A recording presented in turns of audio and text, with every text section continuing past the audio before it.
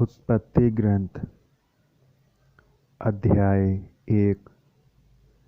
प्रारंभ में ईश्वर ने स्वर्ग और पृथ्वी की सृष्टि की। पृथ्वी उजाड़ और सुनसान थी, अतः गर्त पर अंधकार छाया हुआ था और ईश्वर का आत्मा सागर पर विचरता था। ईश्वर ने कहा, प्रकाश हो जाए, और प्रकाश हो गया। ईश्वर को प्रकाश अच्छा लगा और उसने प्रकाश और अंधकार को अलग कर दिया। ईश्वर ने प्रकाश का नाम दिन रखा और अंधकार का नाम रात। संध्या हुई और फिर भोर हुआ, यह पहला दिन था। ईश्वर ने कहा, पानी के बीच एक छत बन जाए जो पानी को पानी से अलग कर दे, और ऐसा ही हुआ। ईश्वर ने एक छत बनाई और नीचे का पानी और ऊपर का पानी अलग कर दिया। ईश्वर ने छत का नाम आकाश रखा। संध्या हुई और फिर भोर हुआ, यह दूसरा दिन था। ईश्वर ने कहा, आकाश के नीचे का पानी एक ही जगह इकट्ठा हो जाए और थल दिखाई पड़े, और ऐसा ही हुआ। ईश्वर ने थल का नाम पृथ्वी रखा और जल समूह का नाम समुद्र, और यह ईश्वर को अच्छा लगा। ईश्वर ने कहा, पृथ्वी पर हरियाली लहलहाए, बीजदार पौधे और फलदार पेड़ उत्पन्न हो जाएं, जो अपनी अपनी जाति के अनुसार बीजदार फल लाएं। और ऐसा ही हुआ।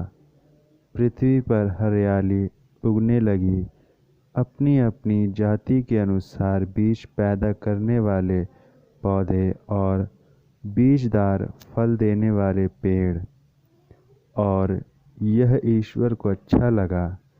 संध्या हुई और फिर भोर हुआ, यह तीसरा दिन था। ईश्वर ने कहा, दिन और रात को अलग कर देने के लिए आकाश में नक्षत्र हों, उनके सहारे पर्व निर्धारित किए जाएं, और दिनों तथा वर्षों की गिनती हो। वे पृथ्वी को प्रकाश देने के लिए आकाश में जगमगाते रहें, और ऐसा ही हुआ।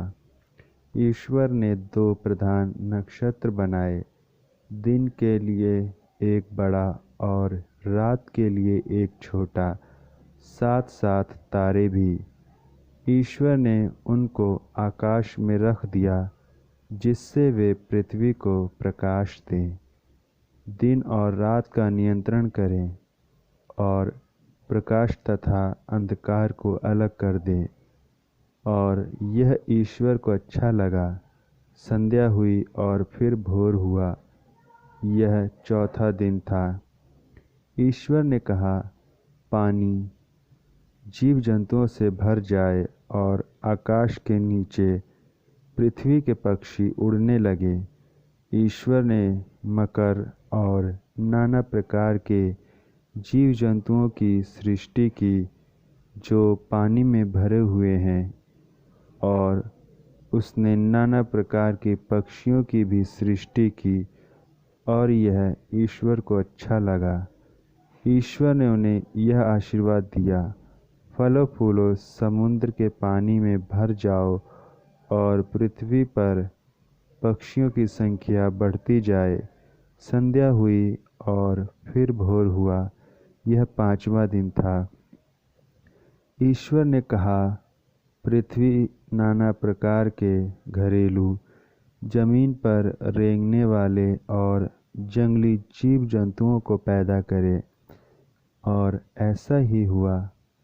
ईश्वर ने नाना प्रकार के जंगली, घरेलू और जमीन पर रेंगने वाले जीव जंतुओं को बनाया, और यह ईश्वर को अच्छा लगा। ईश्वर ने कहा, हम मनुष्य को अपना प्रतिरूप बनाएं, वह हमारे सदृश हो। वह समुद्र की मछलियों, आकाश के पक्षियों, घरेलू और जंगली जानवरों और जमीन पर रेंगने वाले सब जीव जंतुओं पर शासन करे। ईश्वर ने मनुष्य को अपना प्रतिरूप बनाया।